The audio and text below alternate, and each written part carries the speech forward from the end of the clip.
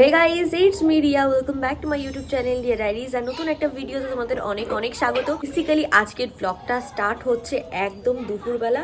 তো এখন বাজে ঘড়ির কাঁটায় বাজে 2:45। এখন রেডি হয়ে যাব দাদা বৌদিদের বিরিয়ানি খেতে। তো আমি সন্দীপ আর জানি না কে যাচ্ছে, আমরা দুজন বললে ভুল হবে। কখন আবার আমি জানি না যে কাকে নিয়ে আসছেও বা ও সিঙ্গেলই আসছে কিনা। তো দেখা হচ্ছে যে কারা কারা আমরা যাই না যাই। তো এখন আমি হালকা একটু সামনের দিকে একটু সফট কালস করছি, দেখি কতটা কি হয়। জানি না কতটা কি থাকবে, মোটামুটি ভিডিওটা উনি ভালো আসলেই হলো। না বুঝে গেছি।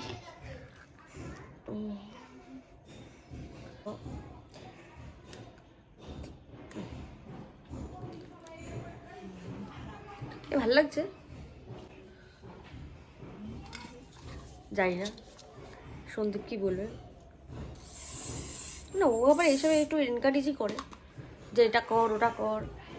নিজের চুলে খুব একটা কিছু করতে মানে সময় পাই না, করতে ইচ্ছা করে বাট সময়ের খুবই অভাব, ক্রাইসিস চলে।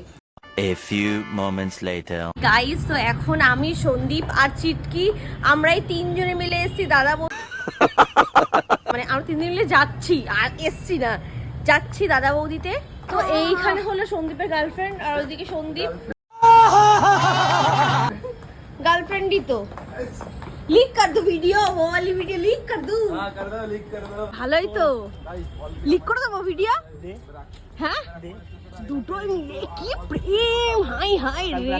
কি বাড়ি ছিল মনে আছে? হ্যাঁ মনে আছে একদম। খুব ডেঞ্জার টাইপের ভিডিও, সাধারণত শেয়ার করতে পারছি না, নালে করে দিতাম আমি। তা বৌদি হোটেল আর এর সামনে লাইনটা দেখো। ও ঠিক এইখান দিয়ে এতটা অনেকটা ভিড়, এত লাইন দেখে বিরিয়ানি খাওয়ার ইচ্ছেই মরে যাচ্ছে। আমাদেরও ডাক আসলো, তো এখন আমরা যাবো বিরিয়ানি খেতে। কি এক্সপেকটেশন অনেক আগে হয়ে গেছে তো, ছিলাম মানে 2-3 ঘন্টা লাইন দিতে হবে। খুব খিদা পেয়েছে এখন ওদের দুজনের ভিডিও করা হয়ে গেছে, তো এখন আমি ভিডিও করতে বসি। তো এখন এসছে দাদা অর্ডার নিতে। তো এইখানে সন্দীপ অর্ডার নিচ্ছে, কিছু নেবে না নেবে একটু কথা বলছে। তো তারপর কখন খাবার আসবে, কখন খাবো। তো বেসিক্যালি অনেক খিদা পেয়ে গেছে, কারণ অনেক সকালবেলা আমি খেয়েছি। লাইনে দাঁড়ানোর পর এমনি খিদা মনে হয় মরে গেছে। খিদে পেয়েছে প্রচুর ভাই, এখন কিন্তু খাবো আমরা। আর আমাদের এখনো বিরিয়ানি সব অর্ডার দেওয়া কমপ্লিট। দেখা যাক কখন আসে বিরিয়ানি। ঠিক আছে, সকাল থেকে কিছু খাইনি। যাই গাইস, আমাদের সামনে চলে এসেছে কিন্তু ফিশ ফ্রাই, আর এখানে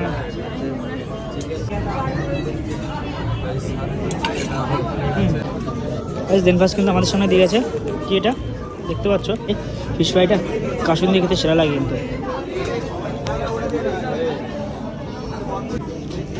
ফিশ ফ্রাইটা কেমন, সেরা না গাইস? এখানে ফিশ ফ্রাইটা কিন্তু খুব সুন্দর। একটু হালকা করে কাসুন দিয়ে রায়তা ফ্রাই, আর ওদিকে টিক্কা ছিল, চিকেন টিক্কা কাবাব খেয়ে কিন্তু অলরেডি পেট ভরে গেছে। তো তারপর কিন্তু আমরা এখানে অর্ডার করেছিলাম হচ্ছে মাটন বিরিয়ানি। ভাই সত্যি কথা বলতে না, ডিবাবি থেকে মানে দাদা বৌদির মটন বিরিয়ানিটা ভালো লাগে। তো সেই জন্য কিন্তু এখানে আসলে চিকেন বিরিয়ানি খাই না, মাটন বিরিয়ানি খাই। আর ডিবাবিতে যখন যাই তখন চিকেন বিরিয়ানিটা খাই, কিন্তু মটন খায় না, না চিকেন খায় না মাটন খায়, কিছুই খায় না। কিন্তু চিকেন যেই মটনের দিয়ে বিরিয়ানিটা তৈরি হয় সেই মটন বিরিয়ানি কিন্তু আবার খাই। কেমন খাওয়া আমি বুঝতে পারি না। আমি চিকেনটা খাই এখন। আমার সাথে মিষ্টি মিষ্টি চিকেন খাওয়া শিখে গেছে। চিকেন খাচ্ছে, আমিও তো তাই থেকে অবাক, ওই চিকেন খাই কেন, হালকা করে একটু মটন খাবো না?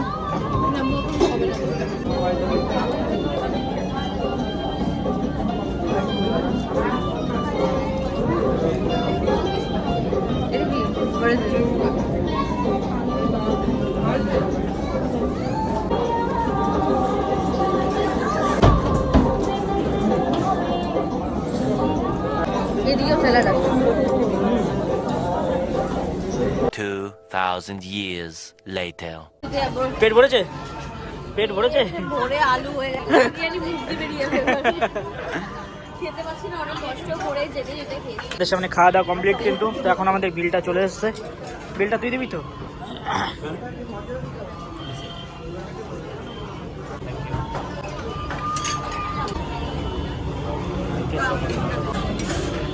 বিলটা দেখা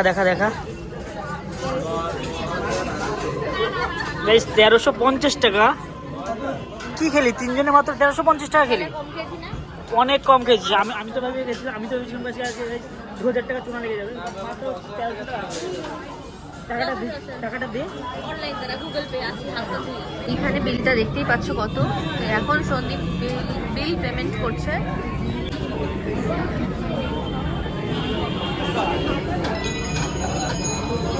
The next day. এখন আমি যাব আমার স্টুডেন্টের বাড়িতে। তো ওর আজকে রেজাল্ট বেরিয়েছে, তো সেই রেজাল্টটা আমি দেখতে যাবো। তো এই যে আমার স্টুডেন্ট, এরকম টাক হয়ে গেছিস? হ্যাঁ রেজাল্ট বেরিয়েছে? হ্যাঁ কি রেজাল্ট করেছিস? গলাটা তো বসিয়ে ফেলেছিস। তো এই যে আমার স্টুডেন্ট, দেখি তো রেজাল্ট দেখি কত। বেঙ্গলিতে 99, ম্যাথে 93, আর হচ্ছে সায়েন্সে 96, আর জিকে 99, আর বাদ বাকি সব করাতেই ফুল মার্কসই আছে। এটা তো অল টোটাল ও 1966।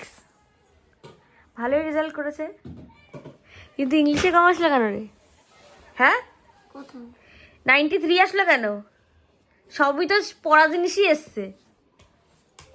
আমি এখন কি করছি, এখন আমি যে সন্দীপের ভিডিওগুলো দেখছি আর আমি সেলাই করছি। তো তোমাদের সাথে অবশ্যই শেয়ার করবো কি সেলাইটা করছি এখন আমি। তোমরা হয়তো জানো বা কেউ জানো না, তো তোমার প্রফেশন আমি সেলাইয়ের কাজ করি।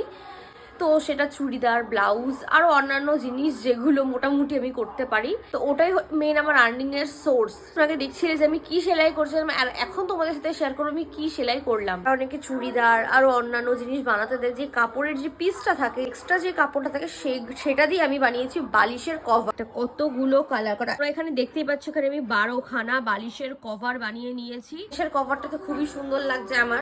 এইবার তোমাদের দেখাচ্ছি কিছু কিছু একদম ফ্যান্টাস্টিক কাজ। ফ্যান্টাস্টিক কাজটা কেমন, এই দিকটা দেখে মনে পুরো এক কালারের, আর পেছন দিকটা দেখো ঝান্ডালাল্লা। পেছন দিকটা হলো ছোট ছোট কাপড়গুলো মানে জোড়া দিয়ে দিয়ে আমি বানিয়েছি। মোটামুটি বাড়িতে রাফ ইউজ করার জন্য ঠিক আছে, গেস্ট আসলে তখন নতুন ভালো ভালো সেটের গুলোই পাতা হবে।